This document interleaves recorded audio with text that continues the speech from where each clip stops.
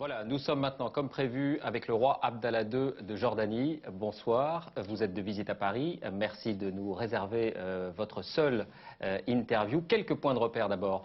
La Jordanie, c'est un pays grand comme le Portugal, peuplé de 6 millions d'habitants environ, une monarchie constitutionnelle qui est au cœur d'une région en pleine effervescence, un pays frontalier notamment avec l'Arabie Saoudite, l'Irak, Israël et la Syrie entre autres. Alors la Syrie précisément, on commence par là, parce que le Liban, c'est un sujet qui occupe et qui préoccupe beaucoup les Français. Est-ce que, comme Paris, comme Washington, vous demandez à la Syrie de retirer ses troupes du Liban?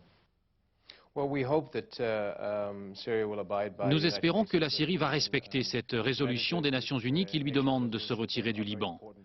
Les résolutions des Nations Unies sont très importantes et en Jordanie, nous pensons qu'il faut respecter le droit international, que l'avenir du Liban doit être mis entre les mains des Libanais. Et nous espérons que le pays va avancer en ce sens, que la Syrie écoutera la communauté internationale et que ça apportera une note positive à la région. Alors à propos du nouveau climat au Proche-Orient, entre Israéliens et Palestiniens, vous étiez vous-même au sommet de Sharm el-Sheikh, vous participiez à ce sommet. Pendant longtemps, vous avez exprimé des doutes sur la sincérité d'Ariel Sharon dans le chemin vers la paix. Est-ce qu'aujourd'hui, vous lui faites confiance là-dessus? J'étais très optimiste à l'issue du sommet de Sharm el-Sheikh. Je crois que tant le président palestinien que le Premier ministre israélien ont dit un certain nombre de choses très positives. Ce qu'il faut faire maintenant, c'est traduire tout cela dans la réalité pour faire en sorte que Sharm el-Sheikh devienne véritablement une avancée. Je suis prudemment optimiste. Vous avez des relations très serrées avec Jacques Chirac, vous avez des relations très suivies avec la France.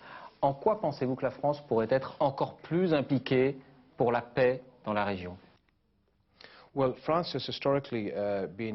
La France, historiquement, a toujours été fortement impliquée dans le processus de paix. Ça a été un intermédiaire très honnête, qui a d'ailleurs été salué par toutes les parties.